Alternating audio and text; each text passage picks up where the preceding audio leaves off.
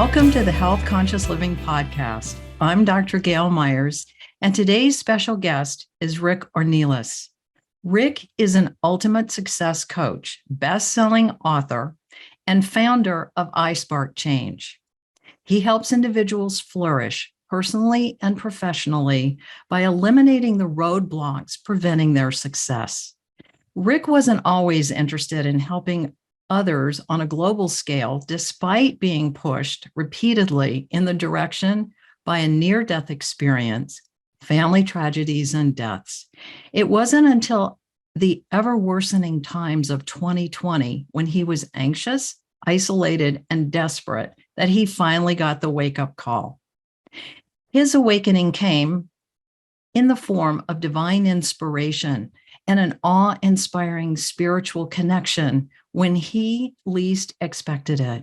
He went from isolated and hopeless to writing a best-selling book, 12 Hours of Heaven, Lessons for a Better World, in under 3 months, while envisioning and creating an incredible future. Rick has been featured as an expert in multiple media outlets, including national and international television and radio.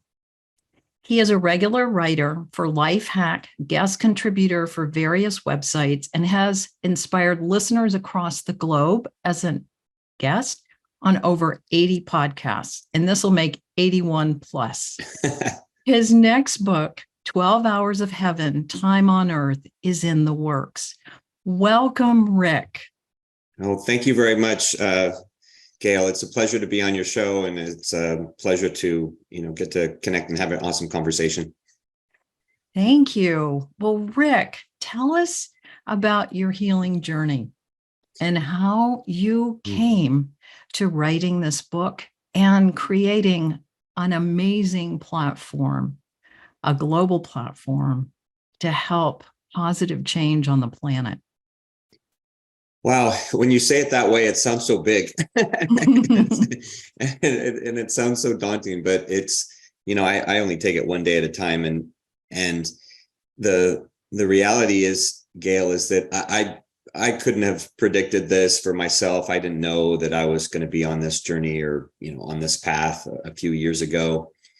And it's become part of my journey and part of my life's work. But, you rewind to the beginning of 2020, when, pre-pandemic, and I was, just going about my life. I had a coaching consulting business. I was happy, family, marriage of, at that point, 24 years at that point, I guess, and just going along through life, right? And trying to do the best I could, thinking that I was feeling that I had kind of found some purpose in my life, but was still kind of searching a little bit.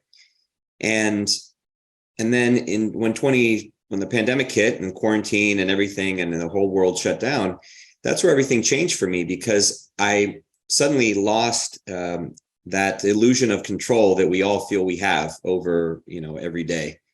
And that's when I got fearful. I got anxious. I was worried about what the future held. I lost most of my revenue from my business as clients needed to shut down or needed to, slow their services or put them on pause.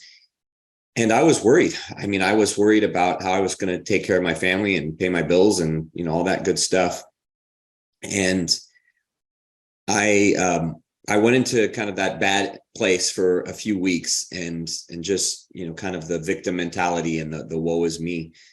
And then I realized that, I said, I've been working on myself for a few years and I know better. I know that I should be grateful for all the things I have. I have a roof over my head. I have a wonderful family and love and great friends and health. And so I decided to focus on that instead. And I wrote a blog about using the quarantine as a time of opportunity to be grateful, to help others, and started doing a little volunteer work and looking for ways to help. And that's when everything shifted, because, instead of focusing on all the lack, I focused on, everything I had and helping others. And And that's when I remembered this story that had been in my head for over 20 years of the story that would become my book, 12 Hours of Heaven. And I decided to start writing. I had never written a book. I literally Googled how to write a book and found some, stuff on tips and some stuff from Brian Tracy and everything. And I just went about it very methodically. I said, I'm going to set a goal of 500 words per day. And I was going to write in the afternoons. That was kind of my time. I was still trying to do some work in the morning to keep things going and get things going again. And so I said, I'm just going to write every afternoon after lunch and we'll just see how it goes. And I started doing that beginning of April. And it was somewhere around early June when, so after I'd been writing for, a couple months about early June, it was somewhere that at that time, that's where everything changed. I started waking up at all hours of the night with a flood of ideas, having dreams and visions of things I was supposed to create. And my writing went from the 500 words in a day to writing over 2,000 in a couple hours and, finishing chapters just like that. And I felt as if the story was just being given to me. And I was just typing and a friend of mine said, "Oh, you're receiving divine downloads." And that's as great a term as any, but it was during that time that that's where the idea for iSpark Change was born. That's where I felt called to do more than just write a book, that I was needed to do more to create this organization and to, help spread positive change and to help change the world, essentially. And it wasn't something that I embraced immediately, because during that time, which lasted about a month or 6 weeks, where I was just super spiritually connected with God, and I would get, it was very emotional, and those like waking up in the middle of the night and everything, and the ideas. It was that I didn't share that with anyone when it was going on. I didn't even tell my wife. I didn't share with my family. I didn't tell anybody about that. It just felt so private, so personal, and maybe I was afraid of being judged or being laughed at or something. So I kept it to myself. And then as soon as I finished the book at the end of July, I felt this, so finished much sooner than I expected, in like 2.5 months. I felt this incredible urge to share, that I had to, start working on iSpark Change. I had to do all these things. And then I just, went into a busy mode. And that's was the birth of iSpark Change and launching my book and getting it published by the beginning of October. So very quickly that year, and just went into working on, everything that I'm still working on today. You were in divine grace and guided, and it's a beautiful story, and it's fun, and it's very relatable. But let's back up a little bit, back to, was it 20 years ago when you and your family had a really severe accident, which you survived beautifully. And like, there were some pieces of the puzzle here that were leading up to this. It's like they were preparing you for those moments. As we always look back, then it makes sense, a higher purpose.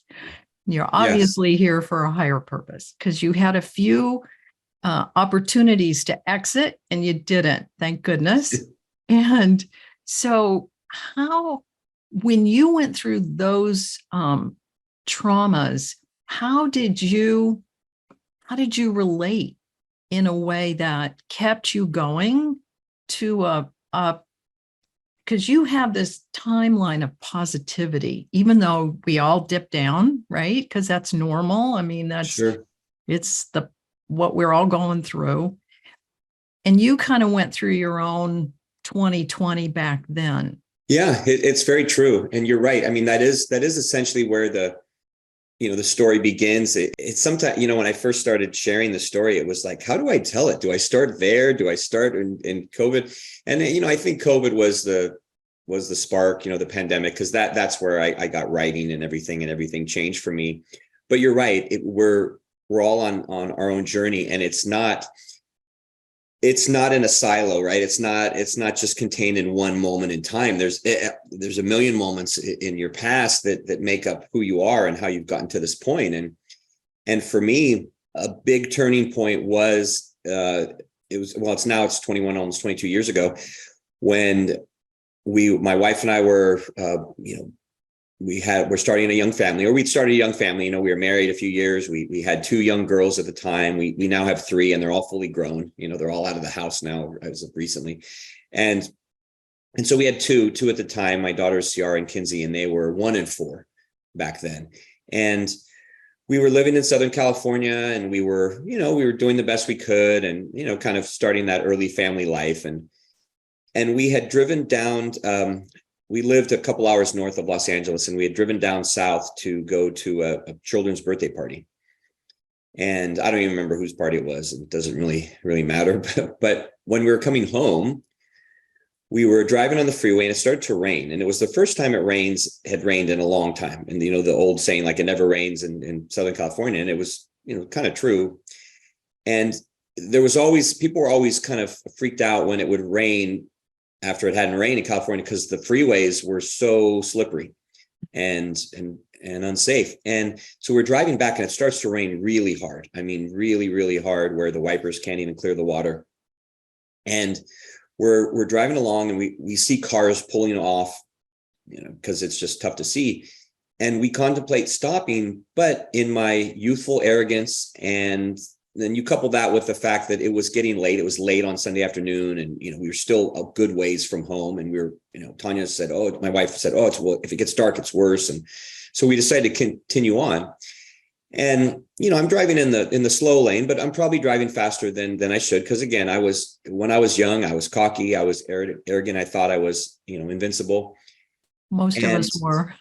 Yeah, exactly. And, I hadn't really learned that lesson yet. And, what happened is, life has an incredible way, or God of, teaching you lessons, turning up the volume if you're not listening. And we're driving along, and I hit a big puddle, and I lose control, and the car starts spinning completely out of control. And we're spinning, and I'm screaming, and my wife's screaming, and my kids have been asleep in the back seat. And I don't know what's going on with them at this time, because it's what's happening so fast.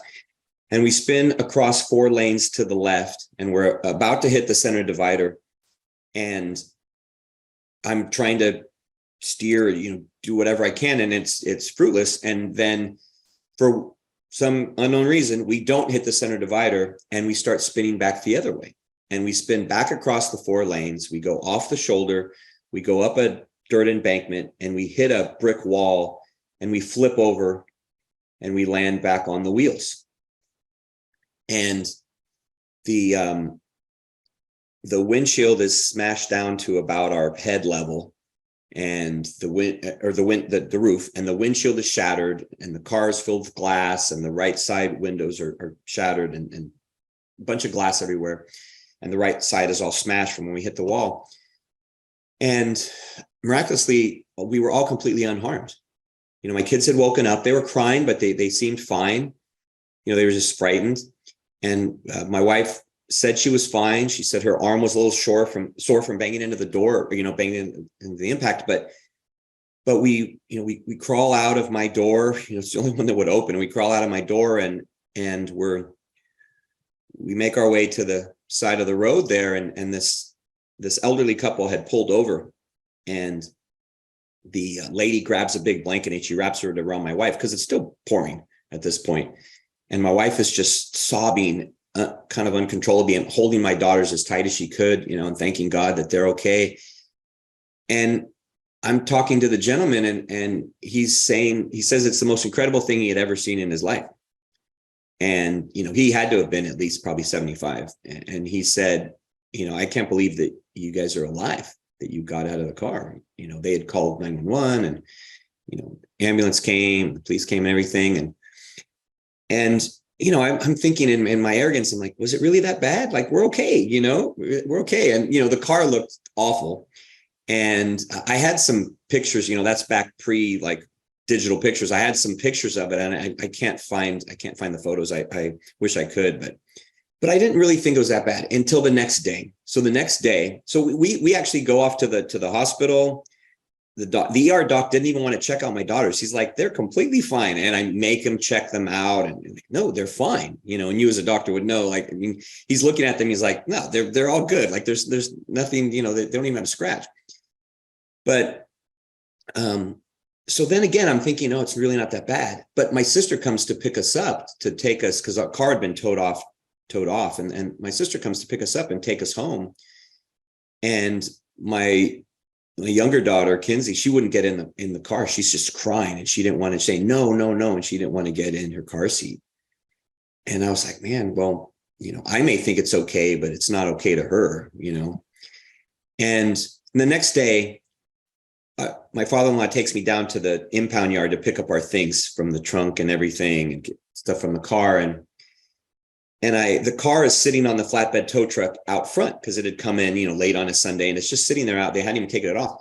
And I go into the office and I tell the attendant, I say, hey, I'm here to pick up things from my car outside on the flatbed. And he's like, which car? I'm like, oh, it's the black Grand Prix there on the truck.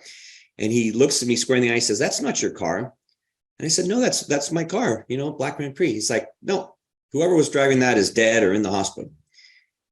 And I'm like, no, it's my car. And, you know, I convinced him it's my car. And it really made me think, you know, and the accident report was like, you know, said we shouldn't have lived and I went through a period of reflection for a few months where I really changed my perspective on life, Gail. And I would find myself, you know, kind of in those dreams or daydreams or, you know, sitting in my car, staring up at because I had to drive for work, sitting up in my car, staring up at, you know, the sky or, you know, at upward or, you know, my mom had given me a little guardian angel pin to put on my visor. And so I'm staring up at that one day and reflecting on, you know, how are we saved? And my mom said, oh, your guardian angel protected you. That's why you're alive. And then I'm looking up at that little angel pin, and that's where the idea for my book hit me. Like I had just watched it as a movie. It hit me clear, like I could visualize it all in my head. And I thought, this is really special. You know, this is something that's really special. I should write this down. You know, this would make a great story. I should write this down. And I wrote about a page, and I never did anything with it. But more importantly, I wrote what I titled a to-do list for every day. And these were just 12 bullet points of ways that I wanted to live my life. I wanted to be grateful. I wanted to be present with my family. I wanted to treat others, you know, with kindness. I wanted to not take life for granted, you know, live like it's the last day, my last day, you know, last minute, you know, enjoy every minute, every hour, every day. And, you know, even though I didn't write the book at that time, because I don't think I was ready to write it until 2020, I think going through that period of reflection after the accident, writing that to-do list, that really changed my life because I started to focus more on my family. I started to devote more time to them, started to be less selfish, you know, more present, less arrogant.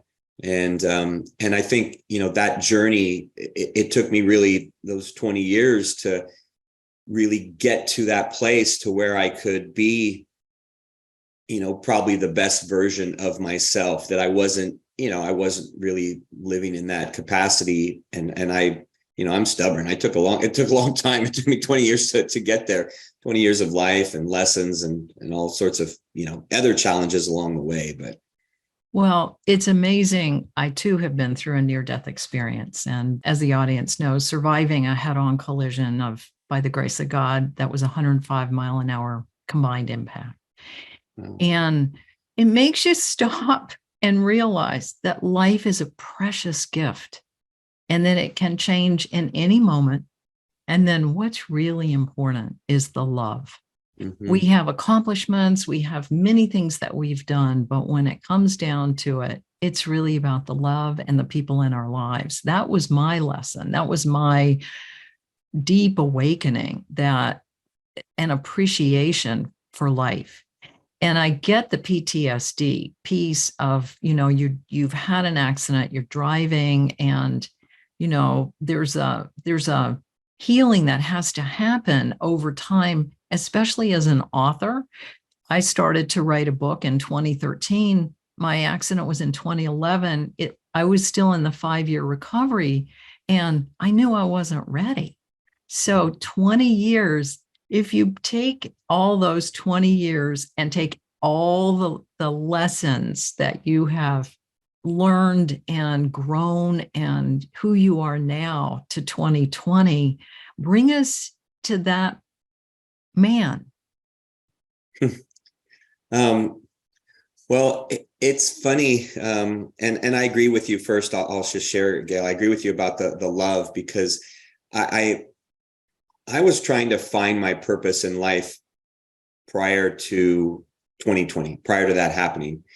And that journey probably started in 2018, when maybe even earlier, but just different things in life. I mean, my sister committed suicide in 2004, a few years after that accident. And that was tough in itself. And then, we moved from California to Texas, didn't have any family, no friends, anything. And in 2009, and that was, a challenge in itself, and moved for a company that went under 18 months later, and, found no job. And there's all sorts of things thrown in there, but they all, made me who I am. They all, as I look back, hindsight's 2020, right? You can't connect the dots going forward, but you look back and you're like, oh, this all makes sense, right? It all just fits so nicely. God is, fits everything together so nicely.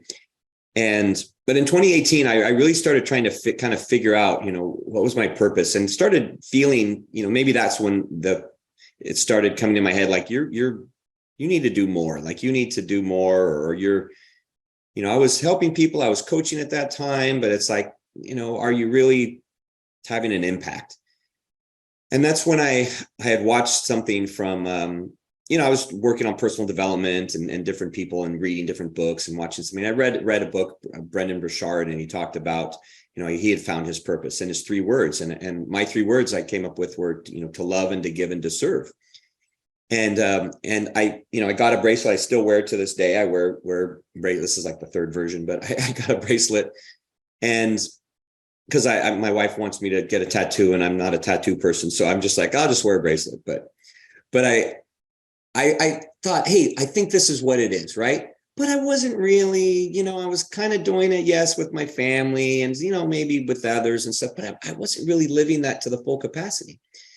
And then in 2019, my father, who at the time was 96 years old, who had been, in many ways my hero, we had he was kind of my hero when I was younger. And then we went through a period where we weren't super close. And I mean, he struggled with alcoholism and everything, and that put a big strain on our relationship. And then it wasn't until after that accident and when, my kids were a few years older, he actually moved and lived very close. And we started becoming closer and closer. And that last 20 years of his life we became very close, and, he became my hero again in many ways. And I learned so much from him in that time, in that time period, and many of the lessons that, that are important to me that I share with others and that are included in my book, and, things like that. And this all is going to make sense as to how I've gotten to me to where I am. But in 2019, he was living on his own in a senior building and everything, and doing great. He was active, he walks, his health was great, his mind was great. And then he fell in the middle of the night in his bedroom. And then he went in the hospital, and, he's living in California, and my sisters called me and said, he's not doing well. And so I got on a plane and went over there. This was May. And, they didn't think he was going to, had been doing so well. And then all of a sudden, he started going downhill quick. And, I stayed there for about a week in May. And then I had to come back, and, and as I left, in May, I told him, I said, I've been thinking I need to write a book. I've been thinking I need to write a book. And I thought about the title. Right. And I said, yeah, I think I'm going to call it 12 Hours in Heaven. And I kind of explained, I said, yeah, it's from what the idea I had from that accident all those years ago and everything. And he first he corrected me. He said, well, the characters technically aren't in heaven, so maybe make it of heaven. So I literally changed the title because of his recommendation. But he was so excited, Gail, because he was a big reader. I mean, he read novels like he'd read a novel in a week. And he was so excited that he hit the call button to page the nurse so he could tell someone how proud he was that I was going to write a book. Beautiful. And he called, my sisters to tell them and everything. And then when 2020 hit, I still hadn't done it right by that time. And then I just was like, it was just that calling, right? I had to do more. And after seeing him, I felt, I had to help him. I had to help my sisters. I had to be strong for all of them. I had to do all these things. And I was like, look, I need to love and give and serve more. And then that was all crystallized in 2020, with the story that I shared earlier about, that's my purpose, that I had been creating that purpose for many years. I just didn't really understand the depth of it and understand how I would live it out, on a daily basis. And even in the writing, when I told you I started in April and then I finished at the end of July, well, my dad ended up passing away July 25th of 2019, just a couple months after that fall. And when I was, like I said, when I was in that time of that divine inspiration where the writing was flourished, I said, man, it'd be really cool if I could finish it by, July 25th.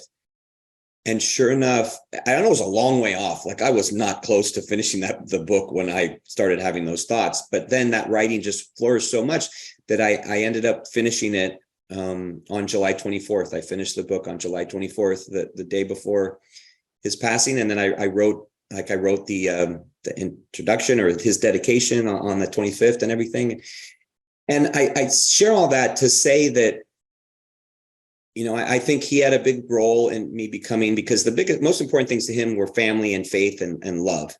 And those are very important to me. I've chosen, love and give and serve because for years I was just focusing on my family, and I realized I need to focus on others as well.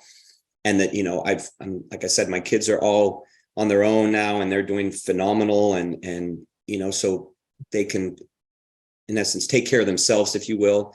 And, I don't have to play that role, and where I can, have more impact and help others. And I think that's how I've gotten to how I am today. It's with the influence of, of my father and my family, my wife and my mom too. I don't want to discount that, but my sisters, but just all of those experiences that have, gotten me to where I am.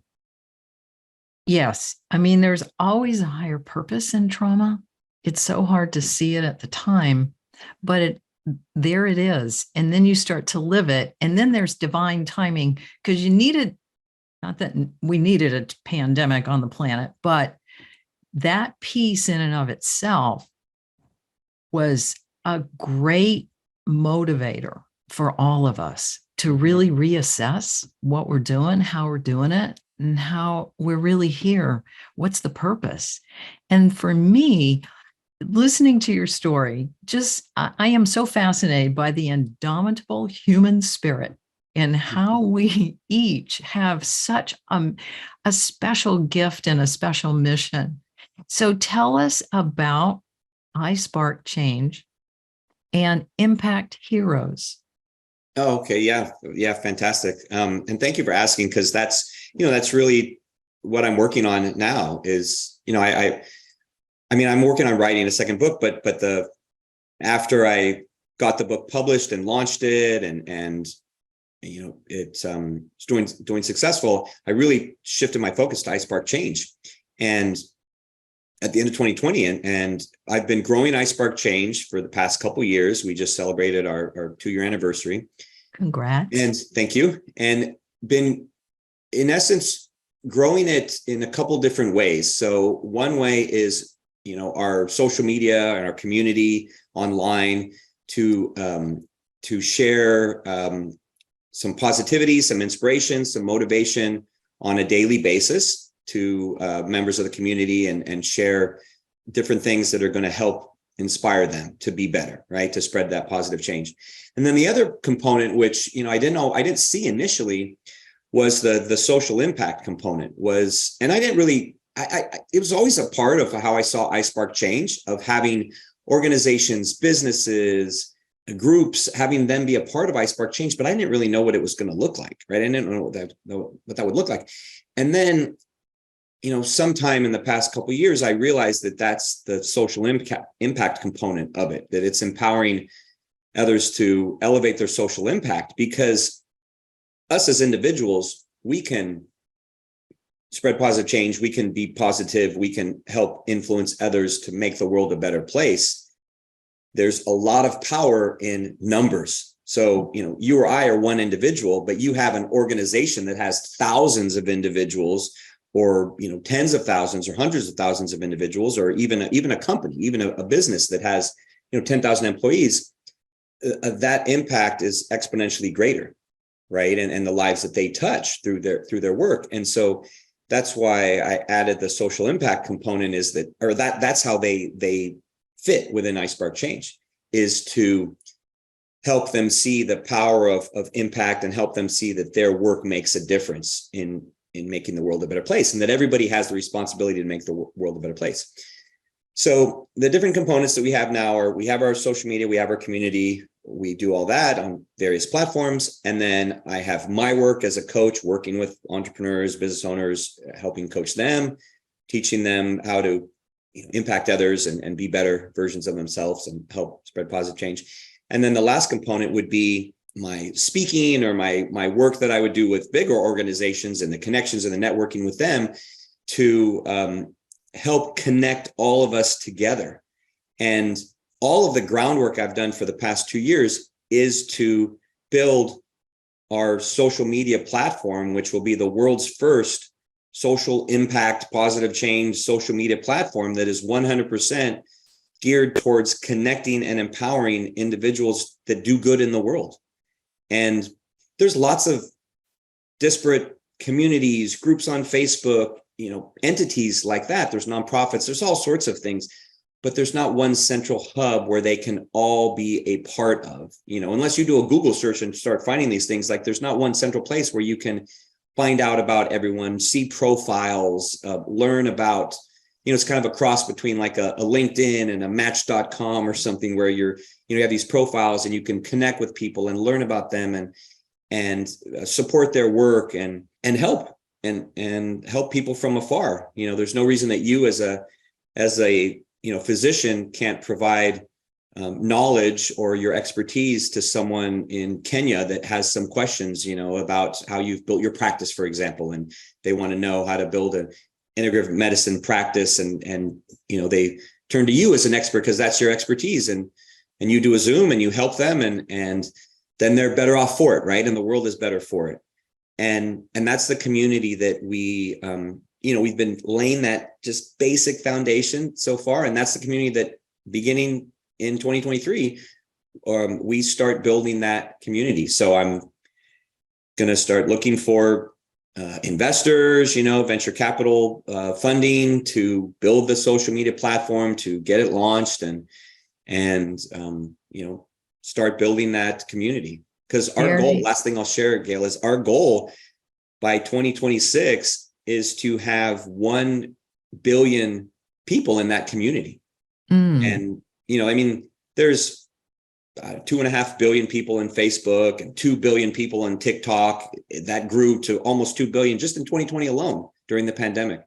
And so if they can do it, I see no reason why, a platform designed for good can't get to 1 billion, in the next 5 years.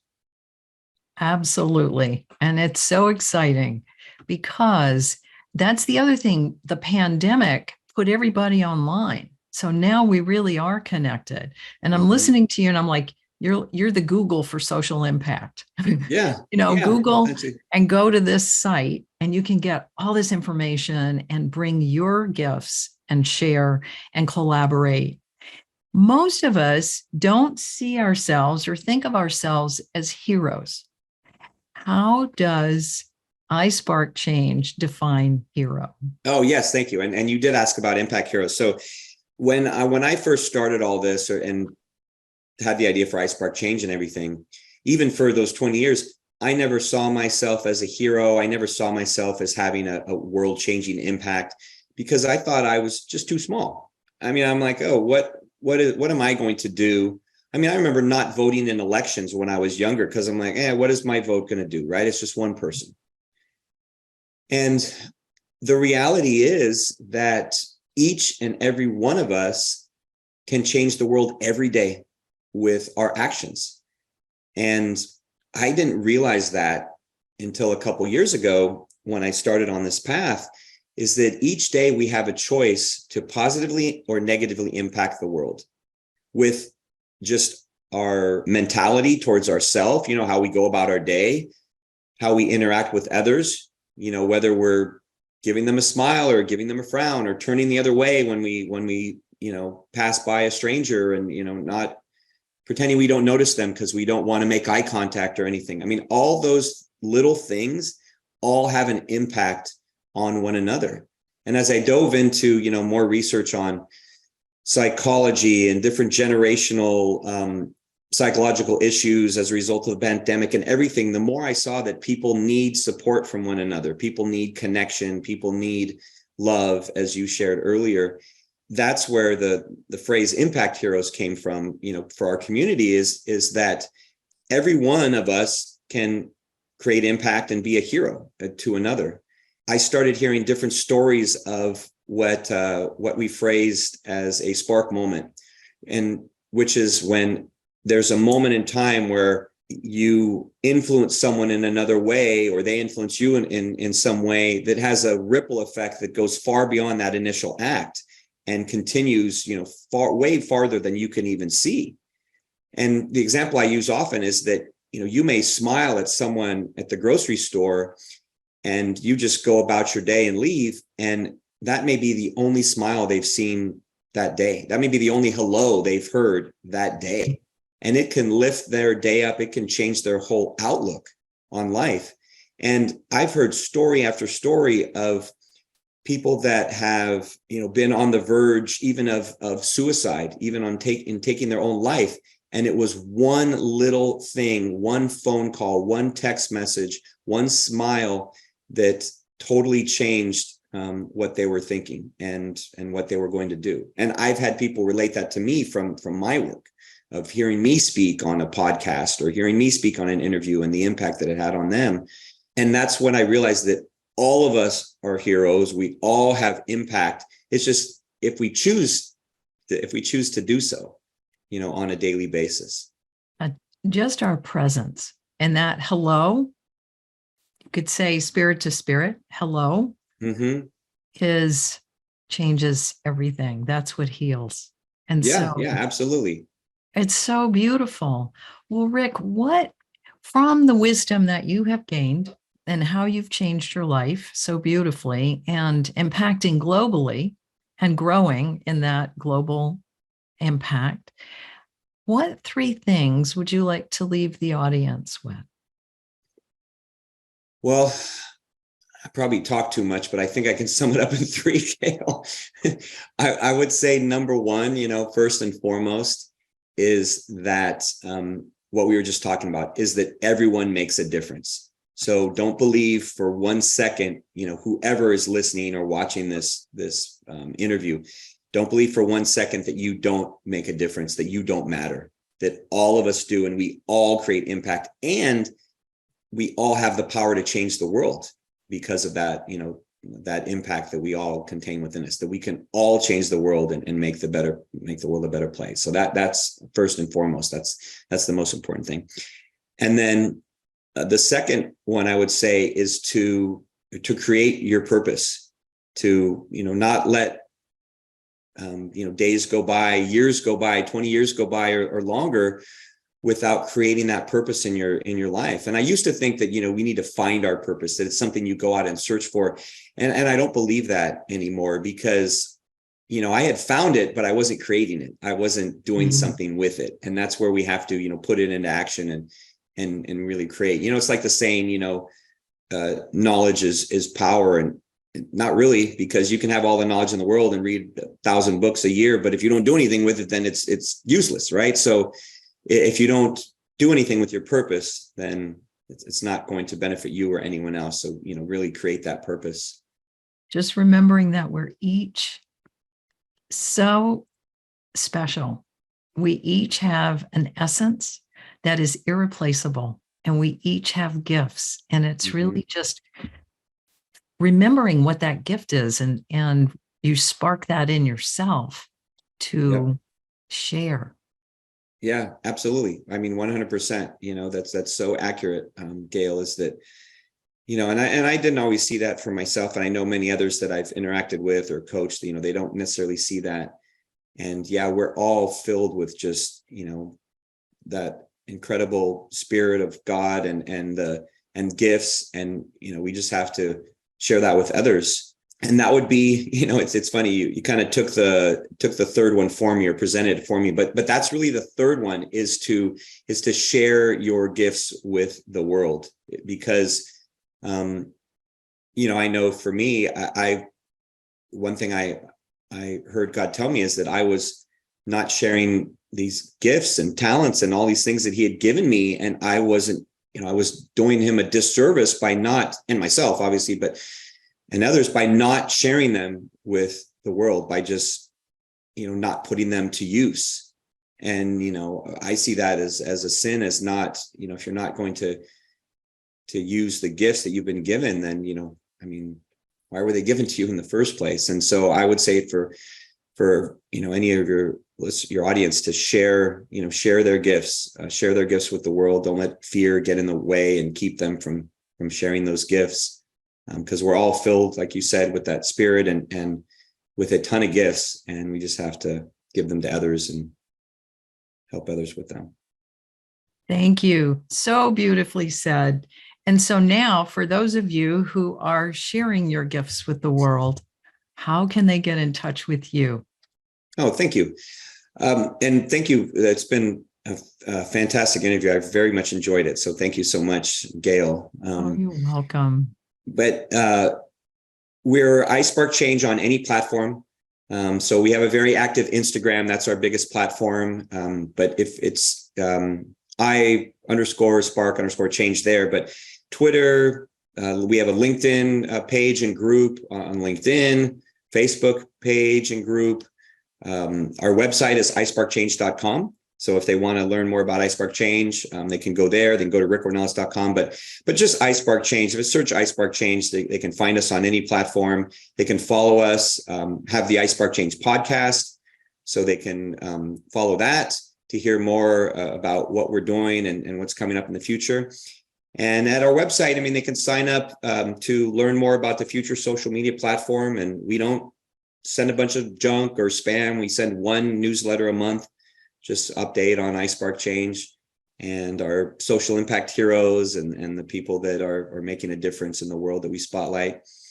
And so, yeah, we'd love to connect with, any members of your community. And if anyone has questions or has been impacted in some way, then I'd urge them to, send a message. Most of the time I answer personally. Well, if it's coming to me, I answer all messages. But if it's a general message, it goes to my team, and then it'll come to me. And so they will all inquiries, all questions, all comments, they will all be answered. So we'd love to connect with people in the community and help them grow. That's wonderful. Thank you so much for being here today and sharing all your gifts with us. Yeah, it's been a pleasure, Gail. Thank you very much for having me on the show. And God bless you for all the work that you're doing to, help others. And, I'm glad that, when you had your accident, that, you obviously had many gifts to share with the world. And so, thank you for doing that. You're welcome. Thank you.